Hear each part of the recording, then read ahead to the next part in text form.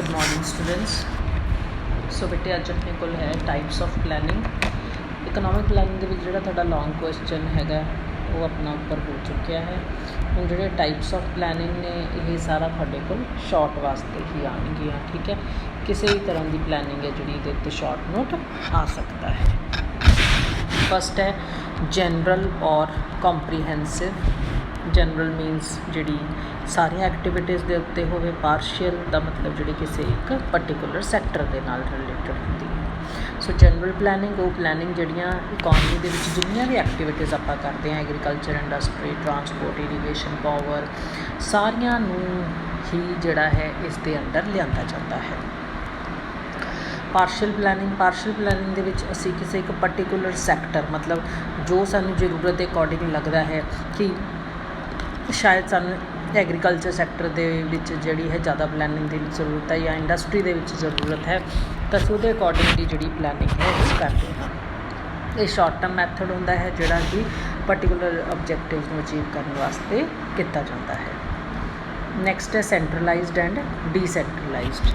Centralised दे विच जिहड़ा plan है फार्मूले डायरैक्ट ते कंट्रोल करती है एक सेंट्रल प्लैनिंग अथॉरिटी। उसकी सारी रिस्पोंसिबिलिटी है जी उस अथॉरिटी की होंदी है। इस प्लैनिंग में असीं प्लैनिंग फ्रॉम अबव कहने हाँ, मीनस अपर लैवल के उत्ते भी प्लैनिंग है जी वो होंदी है। ये बेसिक पॉलिसीज़ टारगेट्स ने जो डिटरमिन किए जाते हैं। फिर यह पॉलिसी अगे रीजनल तो लोकल लैवल के उत्ते फार्मूलेट जी है की जाती है, उन्होंने दी जाती है। डिसेंट्रलाइज्ड प्लैनिंग ये प्लैनिंग है जी निचले लैवल पर बनती है, ग्राउंड लैवल के उत्ते बनती है। लोकल रीजनल तो इंडिविजुअल ऑर्गेनाइजेशनस ने जिहड़ियां वो इनू बनाउंदियां ने, इनू असीं प्लैनिंग फ्रॉम बिलो भी कह सकते हैं।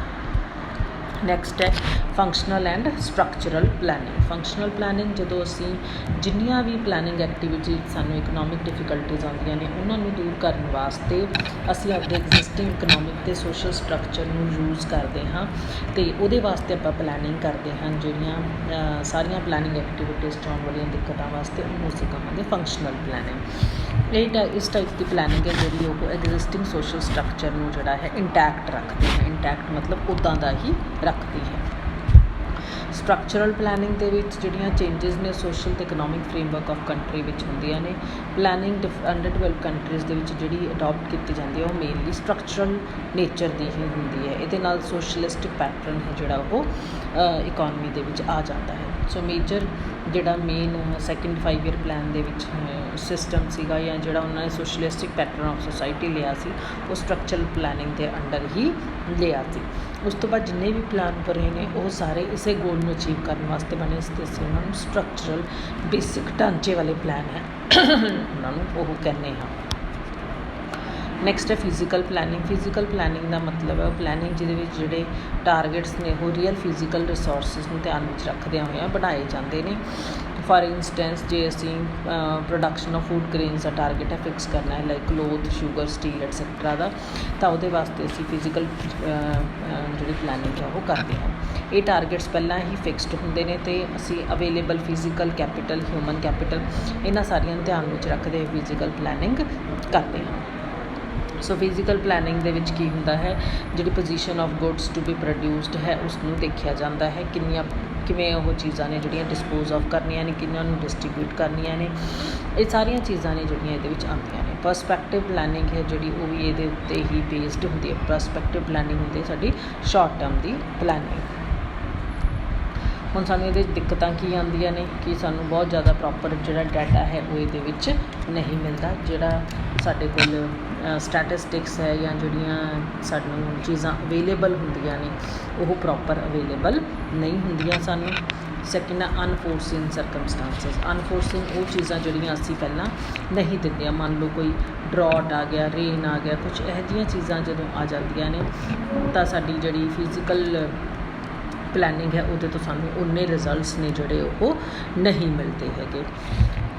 नैक्सट है इन्फ्लेशनरी सिचुएशनस जदों राइजिंग प्राइसिस आंदियां ने तो असीं फिजिकल टारगेट्स ने जिहड़े उन्होंने अचीव नहीं कर पाते, जिहदे करके साडी जिहड़ी हैगी है प्लैनिंग है वो एडवर्सली अफैक्ट हो जाती है। Dependence on financial planning. Financial planning दे विच जिहड़ी साडी ਡਿਪੈਂਡੈਂਸ ਹੈ ਉਹ ਮੁਸ਼ਕਿਲ ਹੋ ਜਾਂਦੀ ਹੈ, ਅਸੀਂ ਉਹਨੂੰ ਇੰਡੀਪੈਂਡੈਂਟਲੀ ਹੈ ਜਿਹੜਾ ਉਹ ਕਰ ਨਹੀਂ ਪਾਉਂਦੇ। ਇਹ ਲਾਰਜਲੀ ਫਿਜ਼ੀਕਲ ਰਿਸੋਰਸਿਸ ਦੇ ਉੱਤੇ ਹੀ ਡਿਪੈਂਡ ਕਰਦੀ ਹੈ। ਜੇ financial resources like foreign capital, tax revenue etcetera ਇਹਨਾਂ ਨੂੰ ਅਸੀਂ ਐਜ਼ ਐਕਸਪੈਕਟਡ ਇਹਨਾਂ ਦੇ ਉੱਤੇ ਕੰਮ ਨਹੀਂ ਕਰਾਂਗੇ ਤਾਂ ਫਿਜ਼ੀਕਲ ਪਲੈਨਿੰਗ ਦੇ ਜਿਹੜੇ ਟਾਰਗੇਟਸ ਨੇ ਉਹਨਾਂ ਨੂੰ ਅਚੀਵ ਨਹੀਂ ਕਰ ਸਕਦੇ। ਫਿਨੈਂਸ਼ੀਅਲ ਪਲੈਨਿੰਗ, ਹੁਣ ਫਿਜ਼ੀਕਲ ਪਲੈਨਿੰਗ ਤੋਂ ਬਾਅਦ ਆ ਜਾਂਦੀ ਹੈ ਫਿਨੈਂਸ਼ੀਅਲ ਪਲੈਨਿੰਗ। ਫਿਨੈਂਸ਼ੀਅਲ ਪਲੈਨਿੰਗ ਦਾ ਮਤਲਬ ਹੈ ਰਿਸੋਰਸਿਸ ਦੀ ਐਲੋਕੇਸ਼ਨ ਹੈ ਮਨੀ ਦੀ ਫਾਰਮ ਦੇ ਵਿੱਚ ਕਰਨੀ। Rate of growth, national income ਦਾ it is decided under this kind of planning. ਇਸ ਤੋਂ ਇਲਾਵਾ ਜਿਹੜੇ ਡਿਸੀਜਨਸ ਨੇ ਉਹ ਵੀ ਰੇਟ ਆਫ ਸੇਵਿੰਗ ਅਤੇ ਇਨਵੈਸਟਮੈਂਟ ਜਾਂ total outlay on different sector of production like agriculture industry ਵਾਸਤੇ ਲਏ ਜਾਂਦੇ ਨੇ।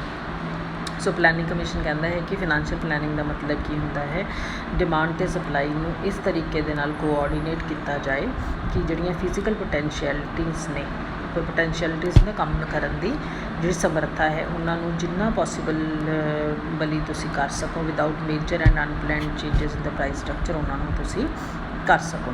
ਸੋ ਐਸਟੀਮੇਟਸ ਕੀਤੇ ਜਾਂਦੇ ਨੇ ਕਿ ਟੋਟਲ ਮਨੀ ਜਿਹੜੀ ਸਪੈਂਡ ਕੀਤੀ ਜਾਂਦੀ ਹੈ ਉਹਦਾ ਐਸਟੀਮੇਟ ਲਗਾਇਆ ਜਾਂਦਾ। At the same time investment ਦਾ ਸਾਡੀ ਜਿਹੜੀ ਪਲੈਨਿੰਗ ਹੈ ਉਹਦੇ ਉੱਤੇ ਕੀ ਇਫੈਕਟ ਪੈਂਦਾ ਉਹਨੂੰ ਵੀ ਧਿਆਨ ਵਿੱਚ ਰੱਖਿਆ ਜਾਂਦਾ ਹੈ। ਸੋ ਇਹ ਸਾਰੀਆਂ ਚੀਜ਼ਾਂ ਨੂੰ ਧਿਆਨ ਵਿੱਚ ਰੱਖਦੇ ਡਿਮਾਂਡ ਫਾਰ ਮਨੀ ਅਤੇ ਸਪਲਾਈ ਆਫ ਮਨੀ ਹੈ ਅਤੇ ਫਿਰ ਕੌਨਸੀਕੁਐਂਟਲੀ ਉਹਨਾਂ ਦੇ ਪ੍ਰਾਈਸਿਸ, ਨੈਸੈਸਰੀ ਕੰਟਰੋਲਸ, ਉਹ ਸਾਰੀਆਂ ਚੀਜ਼ਾਂ ਨੇ ਜਿਹੜੀਆਂ ਉਹਨਾਂ ਨੂੰ ਵੀ ਦੇਖਿਆ ਜਾਂਦਾ ਹੈ। ਸੋ ਇਹ ਸਾਰੀਆਂ ਐਕਟੀਵਿਟੀਜ਼ ਨੇ ਇਹ ਫਿਨੈਂਸ਼ੀਅਲ ਪਲੈਨਿੰਗ ਦਾ ਇੱਕ ਪਾਰਟ ਬਣ ਜਾਂਦੀਆਂ ਨੇ। ਹੁਣ ਲਿਮਿਟੇਸ਼ਨਸ ਕੀ ਨੇ ਸਾਡੇ ਕੋਲ ਕਿ ਅੰਡਰ ਡਿਵੈਲਪਡ ਕੰਟਰੀਜ਼ ਦੇ ਵਿੱਚ ਜਿਹੜਾ ਨੋਨ ਮੋਨੇਟਰੀ ਸੈਕਟਰ ਬਹੁਤ ਵੱਡਾ ਹੁੰਦਾ ਹੈ, ਮੋਨੇਟਰੀ ਸੈਕਟਰ ਬਹੁਤ ਛੋਟਾ ਹੁੰਦਾ ਹੈ, ਇਸ ਕਰਕੇ ਫਿਨੈਂਸ਼ੀਅਲ ਪਲੈਨਿੰਗ ਦਾ ਸਾਨੂੰ ਕੋਈ ਫਾਇਦਾ ਨਹੀਂ ਹੁੰਦਾ। ਸੈਕਿੰਡ, ਪ੍ਰੋਪੈਂਸਿਟੀ ਟੂ ਸੇਵ, ਜਦੋਂ ਟੈਕਸਿਸ ਲੱਗਦੇ ਨੇ ਤਾਂ ਰਿਸੋਰਸਿਸ ਤਾਂ ਮੋਬਿਲਾਈਜ਼ ਹੋ ਜਾਂਦੇ ਨੇ ਪਰ ਲੋਕਾਂ ਦੀ ਪ੍ਰੋਪੈਂਸਿਟੀ ਟੂ ਸੇਵ ਐਡਵਰਸਲੀ ਅਫੈਕਟ ਹੋ ਜਾਂਦੀ ਹੈ ਅਤੇ ਜਿਹੜੀ ਫਿਨੈਂਸ਼ੀਅਲ ਪਲੈਨਿੰਗ ਹੈ ਉਹਦਾ ਜਿਹੜਾ ਆਬਜੈਕਟਿਵ ਸੋਸ਼ਲ ਵੈਲਫੇਅਰ ਵਗੈਰਾ ਹੈ ਉਹ ਖਤਮ ਹੋ ਜਾਂਦਾ ਹੈ। ਵੇਸਟੇਜ ਟਾਰਗੇਟਸ ਫਿਨੈਂਸ਼ੀਅਲ ਪਲੈਨਿੰਗ ਦੇ ਅਸੀਂ ਤਾਂ ਹੀ ਅਚੀਵ ਕਰ ਸਕਦੇ ਹਾਂ ਜੇ ਪ੍ਰਾਈਸਿਸ ਨਾ ਬਹੁਤੇ ਬਦਲਣ ਅਤੇ ਮਨੀ ਹੈ ਜਿਹੜੀ ਉਹ ਪ੍ਰੋਪਰ ਤਰੀਕੇ ਦੇ ਨਾਲ ਹੈ ਉਹ ਸਪੈਂਡ ਹੋ ਸਕੇ। ਅਨਫੋਰਚੂਨੇਟਲੀ ਦੋਨੋਂ ਹੀ ਚੀਜ਼ਾਂ ਨਹੀਂ ਹੁੰਦੀਆਂ, ਵੇਸਟੇਜ ਆਫ ਮਨੀ ਹੁੰਦੀ ਹੈ ਅਤੇ ਫਿਨੈਂਸ਼ੀਅਲ ਟਾਰਗੇਟਸ ਨੇ ਉਹਨਾਂ ਨੂੰ ਅਚੀਵ ਨਹੀਂ ਕੀਤਾ ਜਾਂਦਾ। ਕਨਕਲੂਜਨ ਵਗੈਰਾ ਕਰਨ ਦੀ ਜ਼ਰੂਰਤ ਨਹੀਂ ਹੈ ਬਟ ਨੈਕਸਟ ਹੈ planning by inducement and planning by direction. Inducement ਹੁੰਦਾ ਹੈ ਇੰਡਿਊਸਡ ਹੋਣਾ, ਕਿਸੇ ਚੀਜ਼ ਤੋਂ ਅਫੈਕਟ ਹੋਣਾ ਜਾਂ ਉਹਦੇ ਤੋਂ ਜਿਹੜਾ ਹੈ ਅਟਰੈਕਟ ਹੋਣਾ। ਇਨ ਪਲੈਨਿੰਗ ਬਾਏ ਇੰਡਿਊਸਮੈਂਟ ਗਵਰਨਮੈਂਟ ਟਰਾਈ ਕਰਦੀ ਹੈ ਕਿ ਉਹ ਆਪਣੇ ਓਬਜੈਕਟਿਵਸ ਨੇ ਜਿਹੜੇ ਉਹਨਾਂ ਨੂੰ ਇਨਵੈਸਟਮੈਂਟ ਡਿਸੀਜਨਸ ਦੇ ਨਾਲ ਪੂਰਾ ਕਰ ਸਕੇ। Under this kind of planning private sector ਨੂੰ ਇੰਡਿਊਸ ਕੀਤਾ ਜਾਂਦਾ ਹੈ ਕਿ ਉਹ ਪ੍ਰੋਡਿਊਸ, ਕੰਜ਼ਿਊਮ, ਡਿਸਟਰੀਬਿਊਟ ਅਤੇ ਇਨਵੈਸਟ ਕਰੇ according to the targets of the medium of price mechanism. Price mechanism ਕੀ ਹੁੰਦਾ ਹੈ, ਡਿਮਾਂਡ ਅਤੇ ਸਪਲਾਈ ਦੀ ਇੰਟਰੈਕਸ਼ਨ। ਇਕੋਨਮੀ ਦੇ ਵਿੱਚ ਇਕਨੋਮਿਕ ਫਰੀਡਮ ਚਾਹੀਦੀ ਹੈ ਪਰ ਫੁੱਲ ਫਰੀਡਮ ਨਹੀਂ ਮਿਲਦੀ, ਸੋ ਇਹਨੂੰ ਅਚੀਵ ਕਰਨ ਵਾਸਤੇ ਗਵਰਨਮੈਂਟ ਕੰਟਰੋਲਸ ਲਗਾਉਂਦੀ ਹੈ, ਪ੍ਰਾਈਸਿਸ ਨੂੰ ਕੰਟਰੋਲ ਕਰਦੀ ਹੈ ਅਤੇ ਫਿਰ ਇਨਡਾਇਰੈਕਟਲੀ ਐਂਟਰਪ੍ਰੇਨਿਓਰਸ ਨੇ ਜਿਹੜੇ ਉਹਨਾਂ ਨੂੰ ਵੀ ਕੰਟਰੋਲ ਕਰ ਦਿੰਦੀ ਹੈ। ਇਸ ਟਾਈਪ ਦੀ ਪਲੈਨਿੰਗ ਹੈ ਜਿਹੜੀ ਉਹ ਮਿਕਸਡ ਇਕੋਨਮੀ ਲਾਈਕ ਇੰਡੀਆ 'ਚ ਪਾਈ ਜਾਂਦੀ ਹੈ। ਮਿਕਸਡ ਇਕੋਨਮੀ ਹੁੰਦੀ ਹੈ ਬੇਟਾ ਜਿੱਥੇ ਪ੍ਰਾਈਵੇਟ ਸੈਕਟਰ ਵੀ ਕੰਮ ਕਰਦਾ ਹੈ ਅਤੇ ਪਬਲਿਕ ਸੈਕਟਰ ਵੀ ਕੰਮ ਕਰਦਾ ਹੈ। ਸਪੋਜ਼ਿੰਗ ਦ ਗਵਰਨਮੈਂਟ ਕੀ ਕਰਦੀ ਹੈ, ਡਿਜ਼ਾਇਰਸ ਟੂ ਰਿਡਿਊਸ ਦੀ production of goods consumed bye